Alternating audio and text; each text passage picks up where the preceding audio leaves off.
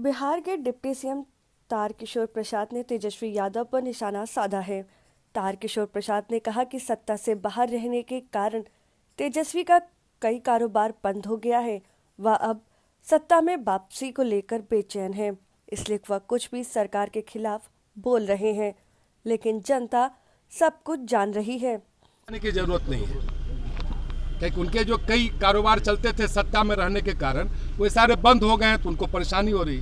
Sir, मद निषेध के एसपी को लेकर सर उन्होंने भी माना है कि बिहार में शराबबंदी जो है फेल है, उनका तबादला कर दिया जाता है। मद निषेध के अधिकारियों के ऊपर उन्होंने सवाल उठाया, पत्र भी उठाया के बाद एसपी सर जो मद निषेध विभाग के एसपी हैं सर, उनका एक पत्र ठीक है, वो पत्र निकालने हैं तो कहीं कोई कमी है तो विभाग उसको गंभीरता से करेगी। मगर सर देखिए, कोई अभियान है तो अभियान में कई प्रकार की परेशानियां होती है, तो जो अगर कुछ ऐसी परेशानी आई है तो दूर होगा, विभाग उसको देखेगा। लेटर निकालने के 2 सप्ताह के बाद उनका ट्रांसफर हो जाता है। सवाल इस पर विपक्ष उठा रही है कि संरक्षण देने की कोशिश। अब देखिए, ट्रांसफर और पोस्टिंग विपक्ष का मामला है। सरकार को किसको रखना है, किसको ले जाना है, वो सरकार तय करेगी ना। तारकिशोर प्रसाद ने कहा कि जनता ने एनडीए सरकार को 5 साल का जनादेश दिया है।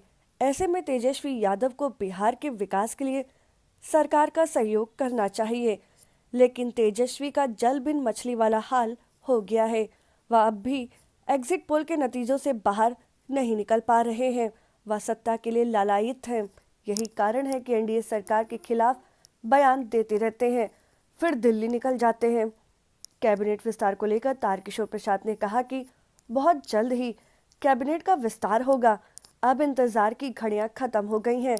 इसके बारे में खुद सीएम नीतीश कुमार ने इस बात की सार्वजनिक रूप से जानकारी सबको दे दी है।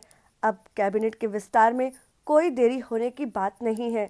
उस तौर पर कहा है कि मंत्रिमंडल का विस्तार शीघ्र होगा, और जब माननीय मुख्यमंत्री जी ने कह दिया है तो फिर मेरी प्रतिक्रिया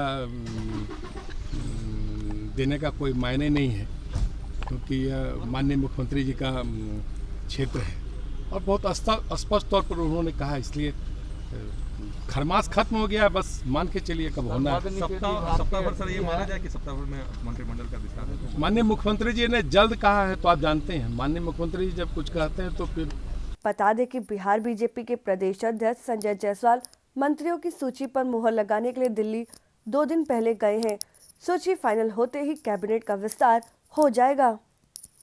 अगर आपको हमारा वीडियो पसंद आया हो तो इसे लाइक करें, सब्सक्राइब करें और साथ ही बेल आइकन दबाना ना भूलें।